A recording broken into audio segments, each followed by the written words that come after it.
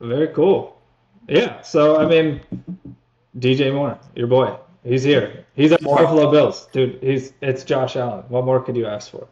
Like, what do you think? What like when you heard DJ Moore? Like, what was your like first thought going to the Bills?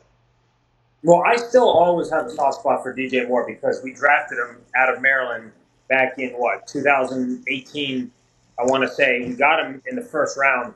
Um, what pick was he? He was late in the first round, 20 something.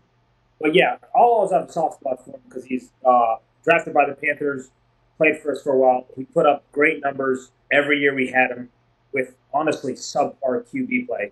So even when he was with the Bears, he's seen a lot of turnover in quarterback play. He had Justin Fields his first year, and then Caleb Williams the last 2 years.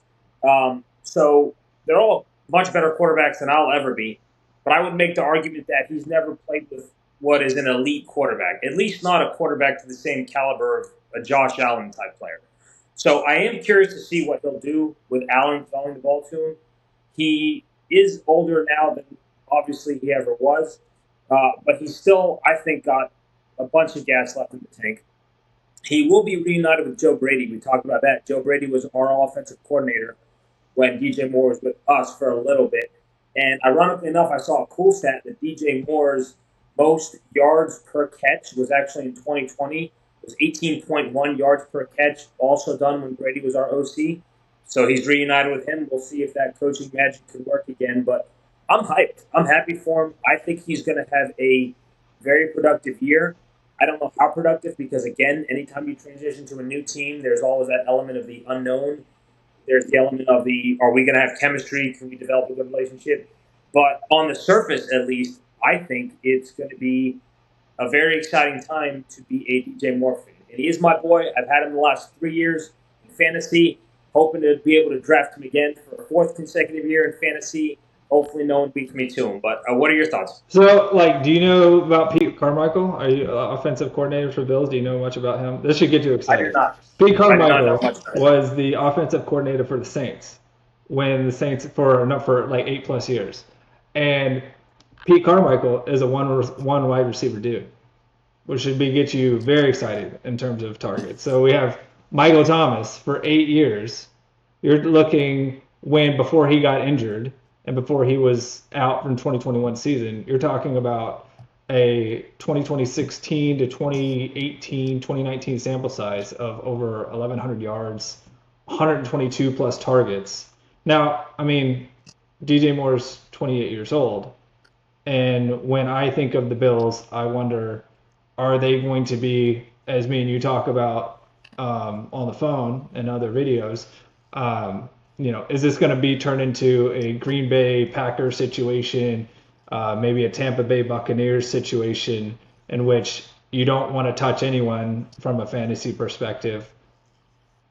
I don't. At first, I was thinking that, but after researching Pete, as an offensive coordinator, and learning about Michael Thomas and what he funnels targets towards his number one wide receiver, this is got to Well, get the you Bills excited. haven't. This has got to The get Bills you. haven't had it. The Bills haven't had a wide receiver once since Stephen Diggs, and Stephen Diggs left what the summer of 2024. He Yep. signed with the Texans Yep. in 2024. So the Bills have operated now, going on 2 seasons. Well, yeah, it has been 2 seasons without an outright wide receiver one. So I think this is a really good opportunity to fill a gap, right? To fill a hole that they've been missing. And DJ Moore statistically has been one of, in my opinion, one of the most reliable wide receivers in the league. He's very consistent. He's averaging about 1,100 yards per season in his 8 years. He's averaging what 5.1 touchdowns ish. Last couple, it's been north of like 7, 8 ish, and I think that he's actually broken 1,000 yards in 4 of those 8, and the other 4 he had like 900 or 800 yards. So he really wasn't that far off the pace.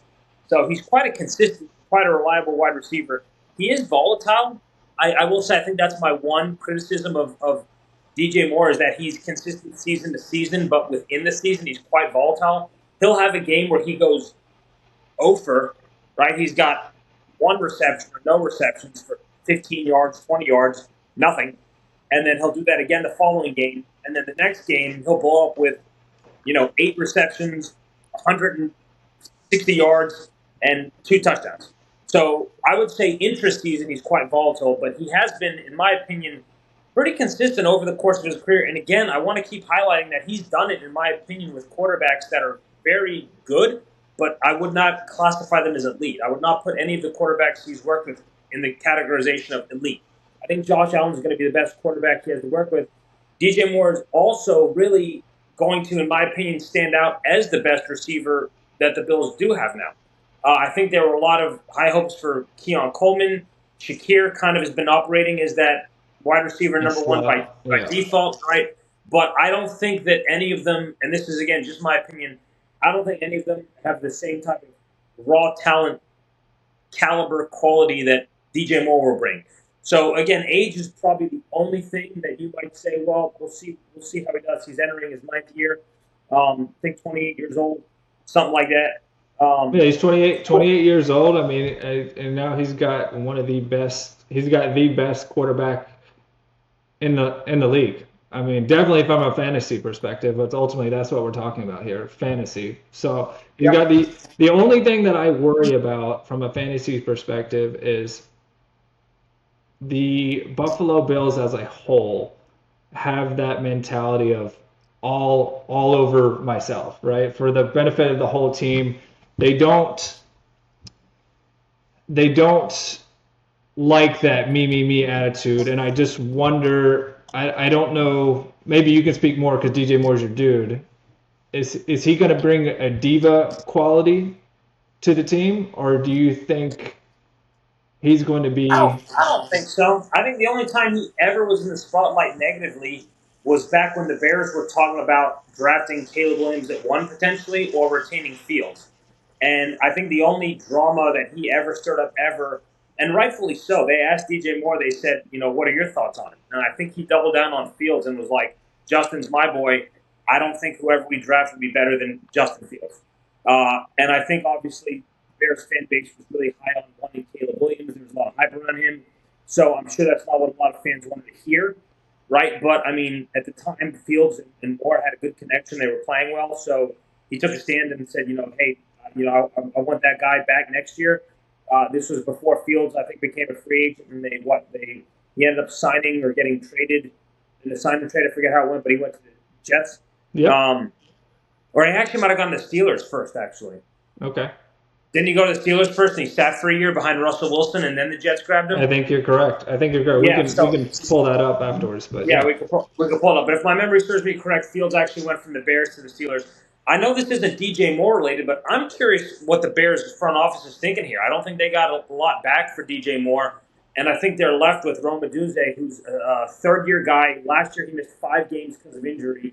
And then their next best receivers are probably what? Luther Burden behind kids? Yeah, or the kids? Yeah, they're banking on Luther Burden. So who's the outright one now on the Bears? I mean, they just let go of their best receiver. They had Keenan Allen. They shipped him back to the Chargers after acquiring him.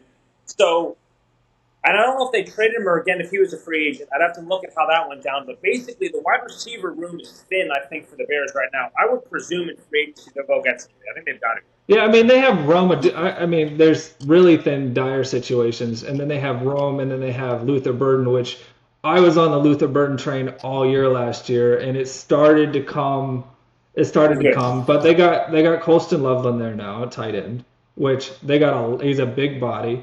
He's a playmaker. They got Luther Burden to be that downfield electric player, and they got Rome Odunze at the same time. I mean, a lot of people are comparing that Luther Burden to the Amon-Ra St. Brown type player, this electrifying, can catch the ball all over the field, can sell tickets type of player. So now, do I think that what happened with DJ Moore, did they get enough back for him? I mean, I don't think no way. I don't think so. I mean, from what I've been reading and following the Bears, this is more of a front office decision and pressure from the outside the organization to make this move. They do have some weapons. It clears up cap space. It clears up cap space. I think he was guaranteed $15 million or something, and that'll clear it up. The Bears don't have to pay that now. But yeah, outside of that, I agree. I think it was. I don't understand. So ultimately, what it comes down, DJ Moore's Buffalo Bill. It's March. This is Fantasy Channel. Let's go take a look. Let's see where our boy is currently sitting draft. And I'm interested to know where you think at the end of the day I was going to say we hit our Mr. 10-minute DJ mark. Moore will be drafted. Where's the value going to be? Let's do it. Let's do predictions. Yep. Let's do So predictions. So I I have know it's winding down. We can end our session on this. So yeah, let's do a prediction of where he goes. You want to go first? You want me to go first? I think he's going to have over 100 targets next year. I think Okay. he's got Josh Allen. I wonder about how much they're going to I still wonder how much they're going to spread the ball around a little bit, how much they're going to be reliant on the run game, and how much they are going for a championship. So I think with Josh Allen, I think he'll be, and I got the wide receiver rankings right here. Let's see where Fantasy Pros we have them right now. DJ Moore, Buffalo Bills, the 40th wide receiver, surrounded No by way. No by way. Chris He'll be better Godwin, than that. Ricky Pearsall, Stephon Diggs, Michael Pittman Jr. Let me ask you, would you rather have DJ Moore right now or Jacoby Myers? DJ Moore. DJ Moore. All right, let's DJ Moore. figure. All right, so we both agree that he's not right now. He will probably move up. Would you I rather? think for I think for fantasy production. Well, go ahead. I interrupted you. No, Go no. ahead. Would you rather have? Let's see, because I think. Would you rather have Emeka Egbuka or DJ Moore? And now Oh. we're talking. I think Ibuka's production is going to rely heavily on the health of Evans and Godwin because Ibuka balled out to start the year when obviously they didn't have a full healthy wide receiver room. By default, he was the only guy to get the targets. His target share was much higher earlier in the year than it was towards the end. Um, that's tough. That's tough because that depends on the health of Evans and depends on the health of Godwin. I will say this much. I think DJ Moore next year goes for anywhere from 80 to 90 receptions. I think he goes for 1,150 yards, anywhere from 1,100 to 1,200 yards. And I think he finishes the year with 7 to 8 touchdowns. That'll be my very specific range of a DJ Moore type production, which will be good. It's a little bit better than what he's averaging, and it'll be on the north of his production. But yeah, I'll say he could have had as high as 80, 90 receptions, maybe just under 1,200 yards. I love him, and I'm going to go with prediction. I'll be overly optimistic. I'll say 8 touchdowns. I'll say eight Touch. touchdowns next Well, year. where do you think And you take it? Would you take him? I mean, I see another boy right here, the wide receiver 16 predicted in the draft, Garrett Wilson. Garrett Wilson or DJ Moore? and I like Garrett Wilson a lot too. The Jets the Jets quarterback situation is the only reason that Garrett Wilson's been held back. I think Garrett Wilson's a better receiver than DJ Moore. I think if you put Garrett Wilson on any team with basically decent quarterback play, I think Garrett Wilson's a top 5, top 10 wide receiver in fantasy production. Last year, even with Fields, to start the year before Garrett Wilson got injured, he was putting up like what, 17, Yep. 18 fantasy points per game on average, which puts him in the elite. I mean, easily top 10, maybe even pushing top 5 wide receiver production. So again, that's contingent on who the Jets bring in as their quarterback and who they go with their quarterback this year. I think from a talent wise, I think Garrett Wilson's better than DJ Moore. But right now, if you put a gun to my head and ask me to guess, I think I would rather have Ibuka over Moore because I don't think Evans and Godwin are going to be as productive as they have been. But I will put DJ Moore over Garrett Wilson because I just don't trust the Jets right now. I don't trust that organization to put a competent quarterback. Now, if the Jets do have a competent quarterback, I think Garrett Wilson gets more points than both Ibuka and Moore. But I think Moore right now is easily walking into the best situation between those three. I think he's got an established quarterback. The Bills have a very established run game. The only thing the Bills have as a question mark over them is they got a new coach, Brady, which we'll Brady, see how. which he was I promoted, mean, right? McDermott. I thought was a great coach. He was our DC way back when in 2015 when the Panthers were just kicking everyone's butt. So I really rate McDermott. I thought he did a fantastic job in Buffalo. I fondly remember his time with us, and we had a great defense then.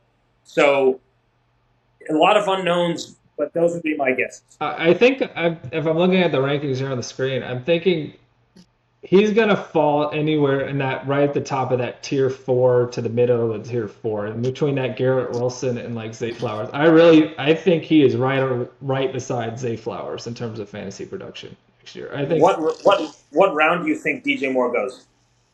I think he's a third rounder. I think he's third round. I think he's a late third rounder. I mean, he's a late third rounder, and I think he was a fifth round last year in half PPR. He was. Fifth rounder. I mean, so to go with, he's a third rounder with round 1 late upside. That with top 10.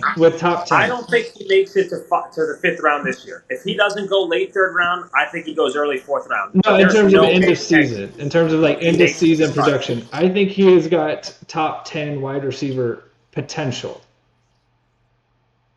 We'll have to see. We'll have to see. So, but yeah, anywhere from that 16 to 20 range, top wide receivers. I think he's right now way too low. I mean, Josh Allen. Yeah. So I agree. But anyway, Jesse, all right, man. That was our first episode, dude. This is Fantasy 365. We did it, dude. Let's do another one. It was fun. Thanks for watching, everybody. Thanks. All right. Look forward to the next one. Great. We'll do it again soon.